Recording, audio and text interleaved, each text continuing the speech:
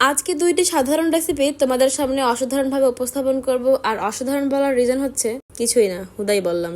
তো যাই হোক, শুটকি ভর্তা আর বেগুন ভাজা তো আমরা অনেকেই পছন্দ করি, আর এই দুইটা আমি আমার স্টাইলে কিভাবে করি সেটাই তোমাদের সাথে আজকে শেয়ার করব। তো আমি এখানে কিছুটা চাপা শুটকি নিয়ে নিয়েছিলাম, আর এটাকে আমি ক্লিন করে নিচ্ছি। একটু কুসুম গরম পানিতে 5 থেকে 10 মিনিট ভিজিয়ে তারপর আঁশগুলোকে ছাড়িয়ে নিয়েছি, আর তারপরে আবার ঠান্ডা পানি দিয়ে ধুয়ে নিয়েছি, অ্যান্ড দ্যাটস ইট। এরপর সরিষার তেলের মধ্যে ভেজে নিয়েছি যতক্ষণ পর্যন্ত না এরকম গলে গিয়েছে, এবং এদিকে আমি রসুন আর পেঁয়াজ কেটে রেখেছিলাম, সেগুলো ভেজে নেব হালকা করে, আর সাথে কিছুটা শুকনা মরিচও ভেজে নিয়েছি। দেন সবগুলোকে একটা প্লেটে উঠিয়ে রেখেছি। এরপরে এটাকে পাটায় বেটে নেব। আর আজকের এই চাপা শুটকিটা ছিল নর্মাল দোকান থেকে কেনা, কিন্তু এর আগে আমি চিটাগং থেকে আনিয়ে কিছু শুটকি খেয়েছিলাম, যেটা খুবই মজা ছিল, ট্রাস্ট মি। যার 1% টেস্টও আমি এই চাপা শুটকি খেয়ে পাইনি, যেটা সত্যি কথা। আর চিটাগং এর যারা আছেন বা চিটাগং এর বাইরেও যারা চিটাগং থেকে শুটকি আনিয়ে খেয়েছেন, তারাই একমাত্র জানে যে চিটাগং এর শুটকি কতটা মজা। আর এই ভিডিওটা কে কে চিটাগং থেকে দেখছেন কমেন্ট করে কিন্তু জানাবেন।